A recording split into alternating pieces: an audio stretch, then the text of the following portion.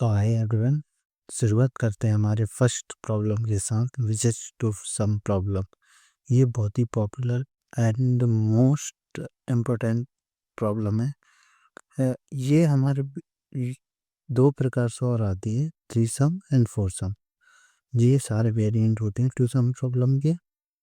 तो इस प्रॉब्लम के साथ हम शुरुआत करने जा रहे हैं हमारी इंटरव्यू स्पेसिफिक और you can say placement specific DSA series की। तो आज हम टू सम प्रॉब्लम के बारे में स्टडी करेंगे, जिसमें कि हमारी प्रॉब्लम में हमें एक एरे दिया होगा और एक टारगेट दिया होगा। अब इस एरे में बहुत सारे नंबर हो सकते हैं और उनमें से हमें ऐसे पेयर फाइंड करने हैं जिनका सम टारगेट की इक्वल हो जाए। जैसे कि 2 + 7 ऐसे दो पेयर हैं जो कि 9 के इक्वल होते हैं, तो ये हमारा आंसर हो जाएगा। अब इसमें क्या होता है कि इसमें हमें ना लीड कोड के अकॉर्डिंग नंबर्स रिटर्न नहीं करने होते, हमें इंडेक्सेस रिटर्न करने होते हैं। यहाँ पर हम ये अज्यूम कर सकते हैं कि इसमें हमारे एक यूनिक सॉल्यूशन बनेगा, मतलब कि जैसे 2 और 7 एक यूनिक सॉल्यूशन है। जैसे 5 + 4 भी 9 होता है, तो वो एग्जिस्ट नहीं करेगा, हमारा एक ही यूनिक सॉल्यूशन बनेगा। अब इसमें जैसे कि 10 टारगेट होता, तो हमारे ऐसा नहीं कि हम 5 + 5 दो अलग अलग होंगे तो ही हम आंसर मानेंगे। ऐसा नहीं कि हम एक ही 5 को दो बार ऐड कर दें तो वो 10 बन जाए। तो ये हमारा प्रॉब्लम स्टेटमेंट कहता है। तो अब हम सॉल्यूशन की तरफ बढ़ते हैं। सॉल्यूशन में हम 3 अप्रोचेस डिस्कस करेंगे। पहला ब्रूट फोर्स, दूसरा better solution and third optimize solution. अब बेटर ब्रूट फोर्स सॉल्यूशन क्या होता है, जो हमारे सडनली हमारे माइंड में हिट करता है। बेटर सॉल्यूशन हम उसी ब्रूट फोर्स अप्रोच का थोड़ा सा ऑप्टिमाइजेशन करके हम उसे बेटर बना देते हैं। तो पहले हम देखेंगे ब्रूट फोर्स। तो इन ब्रूट फोर्स अप्रोच हमें ऐसा कोई कोड नहीं करना होता इंटरव्यू के दौरान, हम जस्ट उसे ना एक्सप्लेन करते हैं कि वो हमारे माइंड में कैसे हिट की। तो सबसे पहले हम देखेंगे ब्रूट फोर्स और then better solution and optimize approach हम सबसे लास्ट में जाएंगे। तो शुरू करते हैं। तो इस एरे में जैसे कि हमारे 2 और 7 मिलकर 9 बनते हैं, तो ये हमारा सॉल्यूशन। अब इस केस में हमें इसके इंडेक्सेस रिटर्न करने हैं हमारे लीड कोड प्रॉब्लम के अकॉर्डिंग। तो हम अब देखते हैं हमारी ब्रूट फोर्स अप्रोच क्या कहती है। हम कहते हैं कि हमें पेयर्स जनरेट करने हैं ना, तो हम ऑल पेयर्स जनरेट करके और उनका सम करके चेक कर लेंगे कि किस पेयर का सम हमारे टारगेट के इक्वल आ रहा है। ठीक है, जिस भी सम का जो भी पेयर्स हमारे टारगेट इक्वल हो जाएंगे तो हम उसे आंसर बोल देंगे। अब इसमें ना हम एक एलिमेंट पिक करेंगे, तो हम सारे एलिमेंट्स के साथ पेयर बना बना के चेक कर लेंगे, तो हमें हमारा टारगेट मिल जाएगा।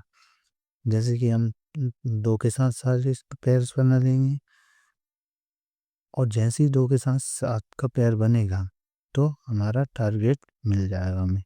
तो ये हमारा आंसर हो जाएगा। तो इसके लिए हम एक लूप रन करेंगे 0 से n के लिए, जो कि आउटर लूप होगा, जिसमें हम हमारा फर्स्ट एलिमेंट पिक कर लेंगे। जैसे कि एरे ऑफ आई को हमने फर्स्ट एलिमेंट मान लिया, और एक और लूप इनर लूप रन करेंगे जो i+1 से चलेगा हमेशा। क्यों? क्योंकि जैसे 5 के लिए हमने 2 का पेयर पहले ही बना लिया, अब 2 के लिए हम 5 का पेयर नहीं बनाएंगे।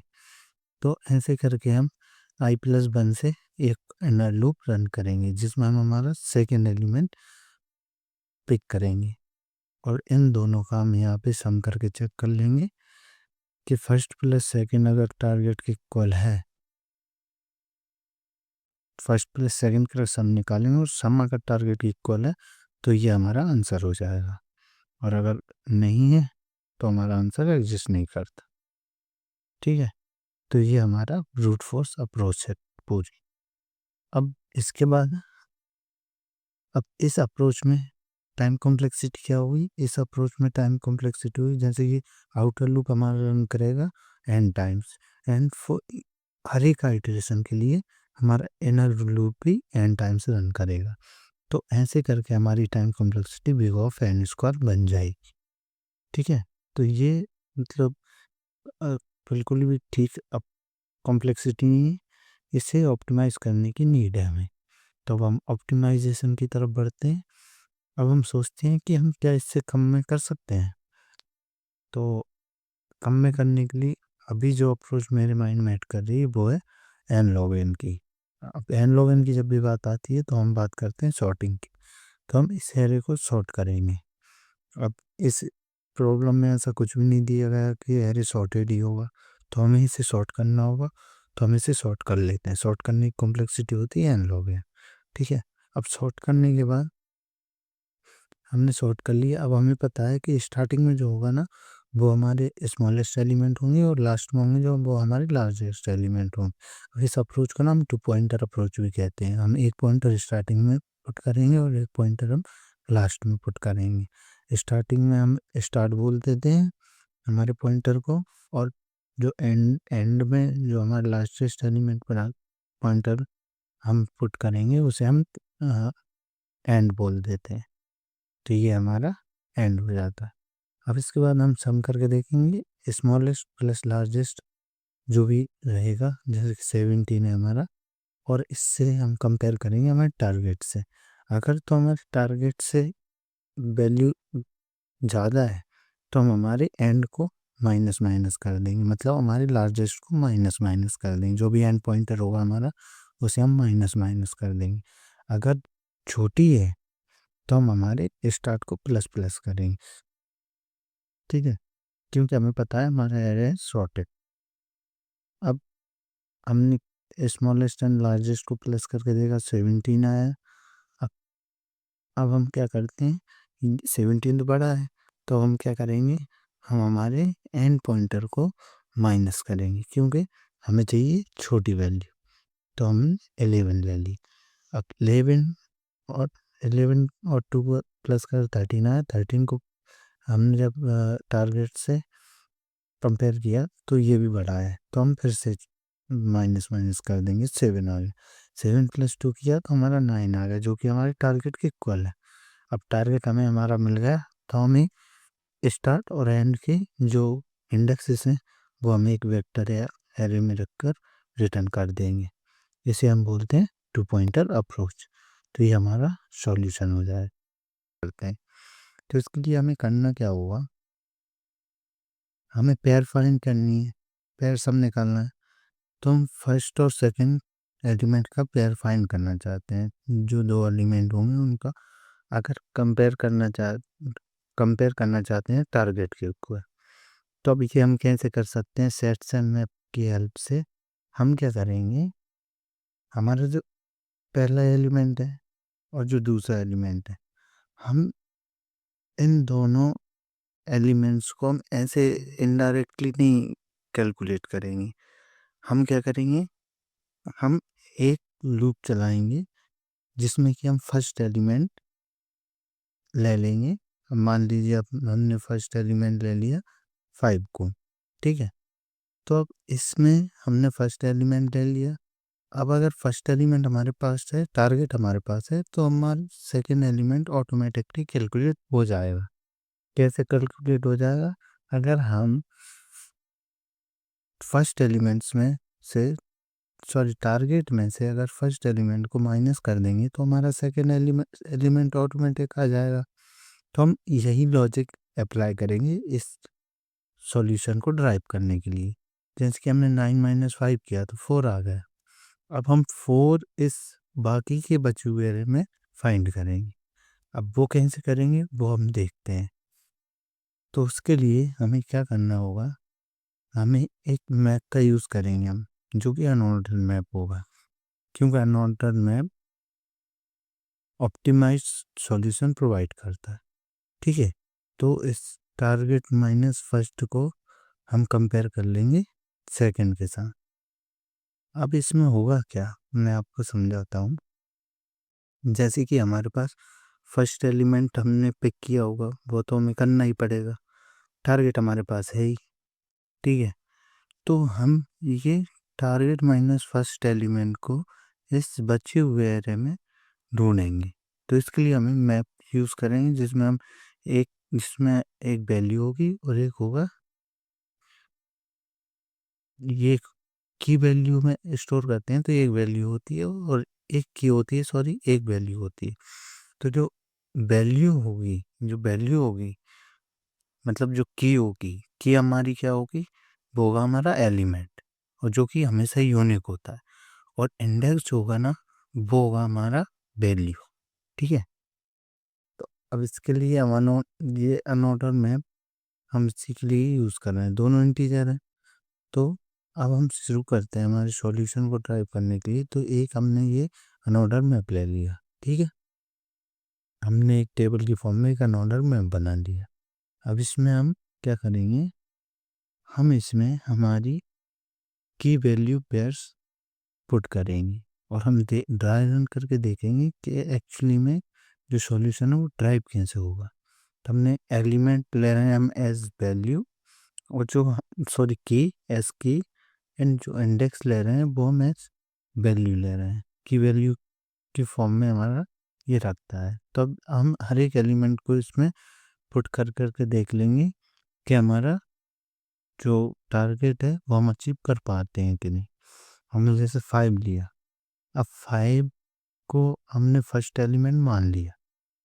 अब हमने 5 को अगर फर्स्ट एलिमेंट मान लिया, सेकंड एलिमेंट कैसे आएगा, target minus first element. Target क्या है 9, 9 माइनस 5 कितना होता है 4। तो हम ये बचे हुए एरे में इस 4 को फाइंड करेंगे। क्या इस बचे हुए एरे में 4 है, अगर 4 है तो इसका मतलब ये पेयर बन रहा होगा, तो मतलब हमारा आंसर मिल गया। पर इसमें तो 4 नहीं है अभी, ठीक है, तो इस एलिमेंट को हम इस मैप में पुट करते हैं। ठीक है, अगर ये 4 बाद में आता है कभी, तो हमारे पास ये 5 होना चाहिए, तभी हम बता पाएंगे कि हाँ पेयर एग्जिस्ट करता है। इसलिए हम इस 5 को इसमें इंसर्ट करेंगे। ठीक है, अब जो सेकंड स्टेप में हम क्या करेंगे, हम सर्च करेंगे सेकंड वैल्यू, सेकंड वैल्यू को सर्च करेंगे। ठीक है, अब ये एरे ऑफ आई जो कि फर्स्ट एलिमेंट है, तो वो क्या होगा,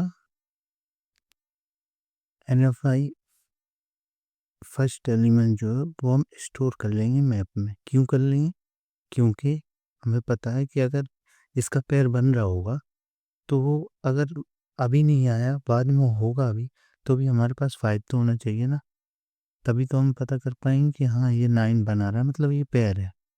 ठीक है, इसलिए हमें स्टोर करना है। अब सेकंड वैल्यू हम 2 लेंगे, मतलब सेकंड वैल्यू हमारी 2 हो गई। तो अगर 2 पहले से तो है नहीं, तो हम इसे स्टोर कर लेंगे उसके इंडेक्स के साथ। ठीक है, अब 11 पे आए, 11 पे आगे हमने फाइंड किया, तो 11 पे हमारा क्या आएगा, -2। -2 तो है नहीं, क्यों आएगा, टारगेट माइनस हमारी फर्स्ट वैल्यू 11 है और टारगेट हमारा 9 है, इसलिए -2 आ रहा। तो -2 तो है नहीं हमारे मैप में। ठीक है, तो हम क्या करेंगे, हम इस 11 को भी स्टोर कर लेंगे विद इट्स इंडेक्स 2। ठीक है, ये हमने स्टोर कर ली। अब हम आए 7 पे, तो अब 7 पे हम जैसे आए और हमने किया टारगेट माइनस फर्स्ट वैल्यू जो कि हमारी 7 है, 2 हमें मिल जाएगा। 2 हमें मिल गया, इसका मतलब ये एक पेयर बन रहा है और यही हमारा आंसर है। तो ये हमारा सॉल्यूशन आ जाएगा। ठीक है, तो ये बहुत ही आसानी से हमने हमारा आंसर फाइंड आउट कर लिया। और ये पता है इसकी कॉम्प्लेक्सिटी बहुत ही ऑप्टिमाइज्ड होती है। अब इसको हम रिटर्न कर देंगे 3 और 1 पुट करके, एक वेक्टर या array किसी में भी जो भी फंक्शन रिटर्न कर रहा होगा हम रिटर्न कर देंगे। अब इसके लिए हम एक सूडो कोड लिख के देख लेते हैं। तो हमने पहले एक मैप बनाया जो कि इंटीजर और इंटीजर का पेयर होगा जिसमें, उसके बाद हम एक लूप रन करेंगे जो कि 0 से n तक चलेगा, क्योंकि हम सारे एलिमेंट्स पे आइटरेट करेंगे। उसमें सबसे पहले हमने फर्स्ट एलिमेंट निकाला जो कि एरे ऑफ आई होगा। सेकंड एलिमेंट हमारा कैसे निकलेगा, टारगेट माइनस फर्स्ट वैल्यू करके। अब हम मैप में फाइंड करेंगे सेकंड वैल्यू को। अगर तो ये सेकंड वैल्यू हमारी एम डॉट एन की इक्वल नहीं होती, एम डॉट एन की इक्वल नहीं होती, इसका मतलब कि हमारा जो मैप है वो आइटरेट होते होते एंड इंडेक्स तक नहीं पहुंचा। अगर एंड एंड वाले इंडेक्स तक पहुंच जाता, मतलब एंड से आगे चला जाता है, इसका मतलब होता है कि वो -1 रिटर्न कर देता है। ये हमारा आइटरेटर होता है हमारी सी प्लस प्लस एसटीएल में। ठीक है, तो हमने चेक कर लिया कि अगर तो फाइंड मैथ में फाइंड हो गया सेकेंड एलिमेंट, तो हम क्या करेंगे, हम रिटर्न कर देंगे आई आई मतलब फर्स्ट एलिमेंट का इंडेक्स, और मैप और से मैप मैप ऑफ सेकंड का मतलब सेकंड एलिमेंट का इंडेक्स, क्योंकि मैप में क्या है, की वैल्यू है। तो की जो सेकंड है वो की है, और उसकी जो वैल्यू होगी मैप में वो हमारी रिटर्न हो जाएगी, मतलब ये इंडेक्स रिटर्न होगा, जो कि हमने ड्राई रन में देखा था। क्योंकि जो की थी वो वैल्यू हमारा एलिमेंट था, और जो उसकी वैल्यू थी वो वैल्यू हमारा इंडेक्स था, तो ये हमारे रिटर्न हो जाएंगी। और अगर ऐसा नहीं होता तो हम क्या करेंगे, हम हमारे मैप में एलिमेंट और उसका इंडेक्स स्टोर कर लेंगे, जैसे कि यहाँ पे हमने किया है 11 के साथ 2 स्टोर किया था, तो वो हम स्टोर कर लेंगे। तो ये हमारा पूरा फ्लो होने वाला है इस अप्रोच का। इसकी कॉम्प्लेक्सिटी एन होगी, क्यों होगी, क्योंकि सिर्फ इसमें एक ही लूप रन कर रहा है, जो कि एन टाइम्स रन कर रहा है, और ये बहुत ही ऑप्टिमाइज्ड अप्रोच है। और जब भी आपको ऑप्टिमाइज अप्रोच का सॉल्यूशन लिखने को बोला जाए, तो एक बार आप मैप और सेट्स का सॉल्यूशन जरूर माइंड में चेक करें, क्योंकि ये हर एक ऑपरेशन बिग ऑफ 1 में करता है मैप। तो यहाँ फाइंड करने का जहाँ हम एक पूरा लूप चलाते हैं एन टाइम, वहाँ पे ही बिग ऑफ 1 में कर देता है। अब ये तो हमने कर लिया सॉल्यूशन ड्राइव। अब इसे हम एक बार कोड करके भी देख लेते हैं। कोड करने के लिए हम चलते हैं, तो कोड करने के लिए हम कहाँ चलते हैं, हम चलते हैं कोड करने के लिए लीड कोड पर। तो लीड कोड पर अब ये प्रॉब्लम हमारी हमने खोल रखी है। ठीक है, इसमें जो भी कंडीशंस थी वो हमने सारी फुलफिल कर ली हैं। तो हम एक अनऑर्डर मैप बना लेते हैं।